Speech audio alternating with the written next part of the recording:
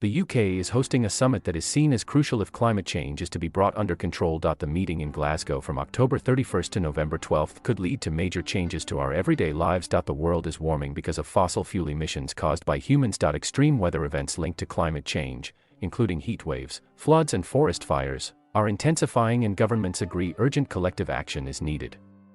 For this conference, 200 countries are being asked for their plans to cut emissions by 2030. They all agreed in 2015 to make changes to keep global warming well below 2°C above pre-industrial levels, and to try aim for 1.5°C, so that we avoid a climate catastrophe. This is what's known as the Paris Agreement, and it means countries have to keep making bigger emissions cuts until reaching net zero in 2050.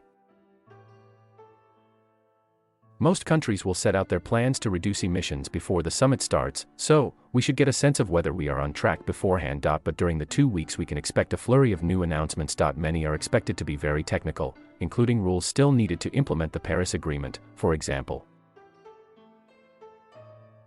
But some other announcements could include up to 25,000 people are expected in Glasgow, including world leaders, negotiators and journalists. Tens of thousands of campaigners and businesses will also be there to hold events, network, and hold protests.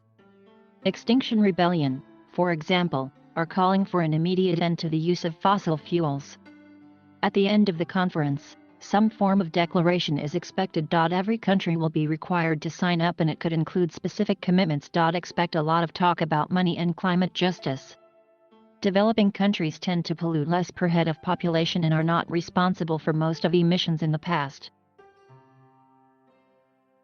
But they experience some of the worst effects of climate change. They need money to help reduce their emissions and to cope with climate change. It could mean more solar panels in countries that depend on energy from coal and flood defense systems. There will also be a battle over compensation for developing countries affected by climate change. Wealthy countries previously pledged $100 billion a year to help poorer nations by 2020, but that didn't happen. So, richer countries will be expected to commit more money. China's commitments at 26 Colombian pesos will also be very important. It is now the world's biggest polluter and has investments in coal stations all over the world. Many observers will be watching how quickly China, and other major fossil fuel producers, will be willing to reduce their reliance on them. Some commitments made in Glasgow could directly affect our daily lives. For example, it could change whether you drive a petrol car, heat your home with a gas boiler, or take as many flights.